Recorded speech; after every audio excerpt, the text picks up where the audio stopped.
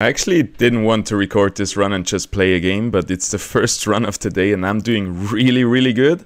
So I just want to share it with you guys and share what my composition is, because this is so much fun. This feels like the first patch of Illuvium. I'm just playing a lot of empaths, 2 mystics, 3 bulwarks, and the dual F is our main carry who is just blasting through enemies, one-shotting them. The 3 water makes him cast a lot. The 2 steam that I got with dual F and my ranger gives him a lot of mana regen, and dual F is just doing the hard lifting, and all our other units are just here for the sustain. I don't think I will swap out anything. I've been running this composition since like wave 15, and it has been working so good, and I think the class and affinity compositions are just too good to swap anything out. We cannot upgrade anything without losing those. We can actually upgrade the Greater Earth Atipo to a Lynx, and that's kind of the only thing that we might do in the late game, but Atipo I think does a great job because he also disarms with his ability. And yeah, the Terra Lynx just gives resistances, which could be better at later stages where the enemies do more damage. The big threat obviously are the rogues coming in trying to assassinate our guys here, so yeah, I have 2 tanks in the back. If there's a lot of rogues, there's only 3, so I think, well, time's running out. This flare right here used to be right here in the front line, having 2 tanks in the front line. He also has an augment that taunts the enemies. But for this many rogues, we're gonna send him back. As you can see, enemy dual F loses by far versus our dual F. The enemy rogues are doing quite a lot of damage, one-shotting some of our backline units. But dual F was able to kill a lot already. If you look at the damage chart, he's really the solo carry of this game. Later on, if it gets a bit harder, I need to position dual F so his laser can hit the maximum amount of people. Because sometimes he just targets one squishy unit and then he's just firing into space without hitting anything for 4 seconds. So there is where you can get a lot of utility, a lot of effectiveness out of this dual F if you position him right. Have a look at the rogues. Woo! 7 water. Gonna be a lot of casts. This elf is gonna have a good time. But we'll just ignore him and hope our shields of our empaths will work good enough against him.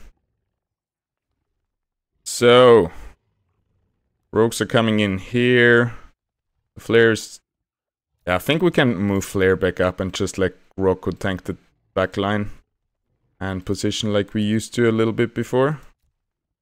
I have my Atipo here on the outside edge to really be able to affect all my tanks, and the water Atipo right here is in the middle of everybody because he gives mana. He gives energy to all those important casters next to him. I think we're gonna roll it like this. Grocco will take most of the rogues, and then if he dies, dual F is still pretty tanky. We should have slapped on this augment right here, because then I have the full build. It's the last augment that we're missing. But I hope we can do it anyway. Big thing is that ramp fight right here is not in the group of our guys. If that is probably the biggest threat in the late game, to get a big ramp fight Omega one-shotting our whole clump of units right here. So I think right now I have to watch out and stop being lazy and actually position a little bit to different sides or whatever it is. But as you can see, super easy. Let's look at the damage graph, at the heal graph. And by the way, we have 4 really good offensive augments. So we have on our dual F that his Omega can crit, and that also his ability pierces 40% of the resistances. And the other 2 I put on Nodorius. Every third attack inflicts a lot of status effects and extra damage. And also, if he crits, he gives crit amp to his 2 closest allies. So I give those 2 on to the Adorius, give him crit chance and attack speed, so we can stack up the most crit amp on our dual F. That's the plan behind it. There's really no other unit that I would give it to. Alright, checking the rogues. This Umbre always looks a bit scary. He doesn't have Slayer activated though. We have 2 Vanguards coming on this side. So we might gonna play it with Rocco over here. I like to have all my units close together. just to be most effective with all the heals and shields, but should be right over there. Alright, let's move you a little bit up. And we should be good. We always want to check out if there's like a high damage target right here who could quickly kill our app. Then we want to bring up the flare because this augment right here taunts enemies. So then even if the flare is sitting here, he's still gonna taunt everybody over there. I think we're looking good. We don't want our stoic Hydrolinks to run too far away, so Rippler is close enough that he will still stay clumped up. Flare is gonna do a great job versus this Umbre. And actually I think I'm gonna swap them, because Flare is better at AoE damage, especially with the Thorns augment that we have on him, and his ability. So Groko is gonna be the single tank for the Umbre. We have this augment, it's kind of a waste on Groko, even though it would be nice right now, so I think we're just gonna slap it on Groko for now. Give him a bit more sustain versus the Umbre. And then next round we're gonna swap it over to the Lynx, who is our main frontline carry most of the game, and he's dying way too fast. I think we should bring in 2 frontline carries again. Adorius also died super fast. I'm not sure to what Duelef is gonna cast now. Luckily it goes down to the flare. Can almost... Let's see that. Our Duelef cast was really bad. We should have positioned that he actually casts up to the other Duelef and Scoriox. You can see here on the damage graph, Scoriox 7000 damage. Not bad. And we have 1 checkpoint left. We're already in the top 10 on the first try of the day. Really excited for that. We can go up pretty high. So there's room to grow, and let's see if we can do it. It's a nice checkpoint. Straight back at it. We don't have to redo a lot of waves. I think here we can just hit the play button. Yeah, gonna be alright. No worries here. And yeah, this is probably the hardest augment for me to find a useful target on. We really don't have any damage except for our Duelef, so this Vampiric Price won't heal too much on anything else. We could put it on the Flare. I'm not sure if the Thorns damage right here in white is actually counting for the energy and physical vamp. I guess not, since it's true damage. It's not energy or physical damage. But that would make... If that would happen, that would make sense. Then those augments would really benefit from each other.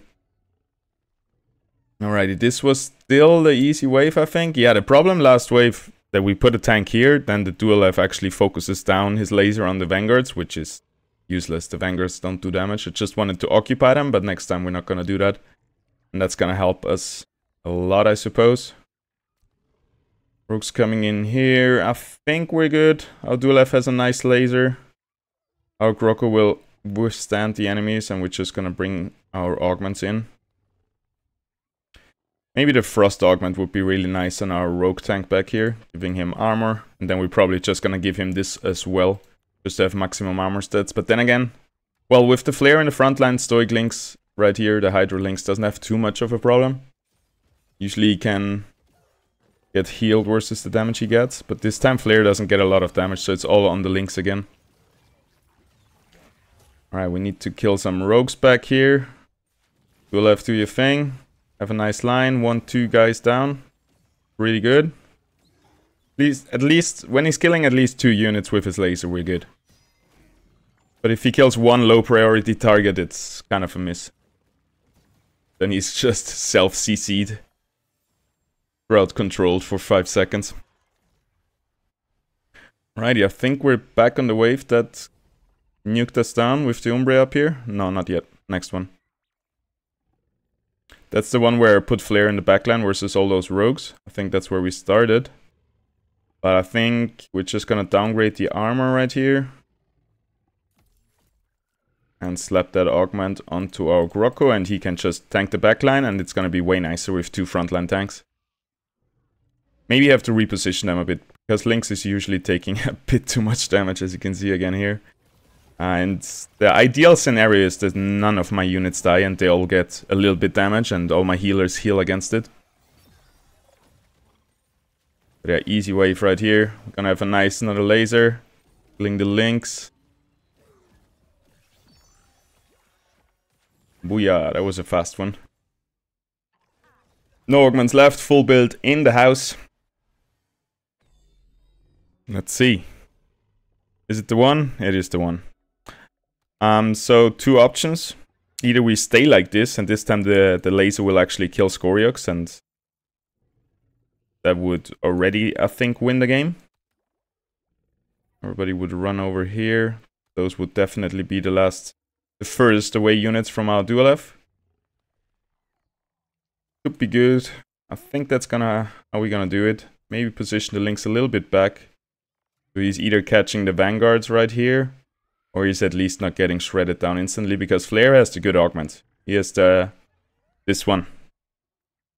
50 thorns, 500 health, shield, and taunt, and then he also gets physical resistance every time he's hit, so we just slapped health and energy resistance on him. It's gonna be super tanky.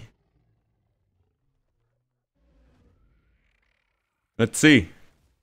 I think the dual F laser targeting the high priority targets right here.